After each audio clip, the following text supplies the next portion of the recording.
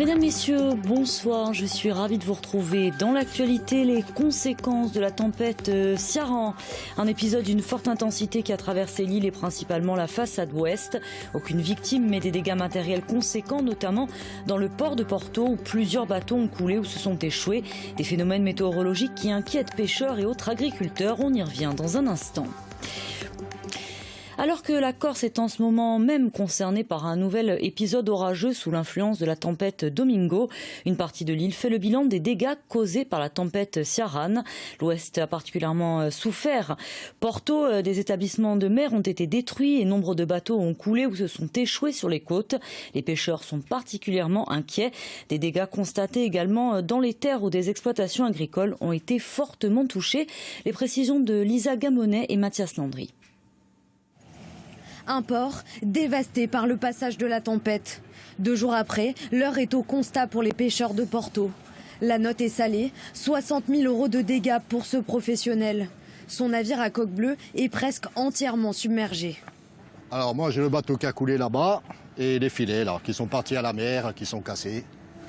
Et là tout est à jeter Ah là, tout est à jeter là, regardez, c'est tout déchiré, il y a les bois dedans, les ferrailles au milieu là. Alors, le bateau aussi est à jeter. Le résultat de la violence des vents, mais surtout d'une crue historique. Dans la nuit de jeudi à vendredi, la rivière est montée à 5,40 m au-dessus de sa côte d'alerte. Un terrible spectacle que cet ancien pêcheur n'avait jamais vécu. Ça a été la grosse crue qu'il y a. Il y a eu la contradiction des deux entre la mer, vous voyez, et la rivière. Le niveau de l'eau est monté. Bon, beaucoup de bateaux sont tombés au fond. Et en 60 ans, vous n'avez jamais vu ça? Ah non, aussi important, non. Une catastrophe pareille, jamais. Un choc pour la plupart des professionnels du village. Et si cet armateur ne constate aucun dommage sur son navire de promenade en mer, il partage le désarroi de ses voisins. Plus personne ne reconnaît les endroits. Il n'y a plus rien. C'est un désolement. Les restaurations qui ont été comme ça, les restaurants restent. Je sais pas, les mots m'échappent, j'arrive même pas à parler. C'est affreux, tout simplement. Quelques kilomètres plus loin, sur la commune de Piane, le constat amer de cet oléiculteur. 50 de ces arbres ont été arrachés par la puissance de la rivière. Bon, là, on voit un fil de récolte qui était à 400 mètres dans une parcelle au-dessus. Et on voit même un olivier qui est là, puisque on voit encore les branches qui sont ici. Voilà, on voit le tronc.